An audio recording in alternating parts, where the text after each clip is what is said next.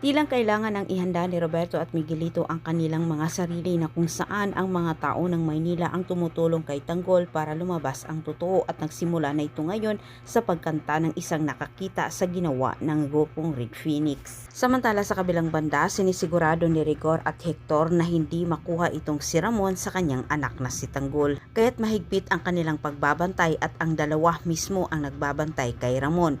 Ngunit sa kanilang ginawa ay nagawa pa rin ni Tanggol na sila'y maisahan.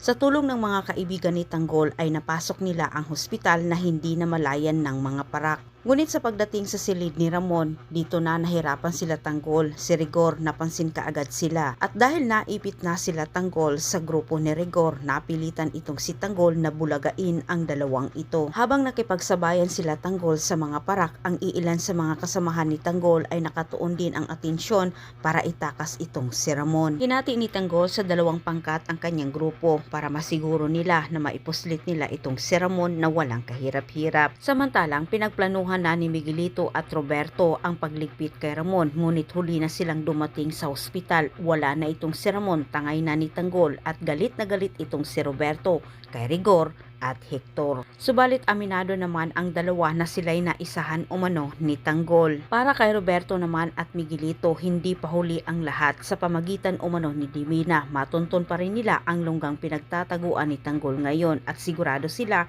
doon umano dinala ni Tanggol ang ama nito. At habang nakatuon ang atensyon ng magkapatid sa paghuli kay Ramon at Tanggol, hindi nila namalayan na ang mga taong Maynila ay kumilos para tulungan at ilabas ang totoo.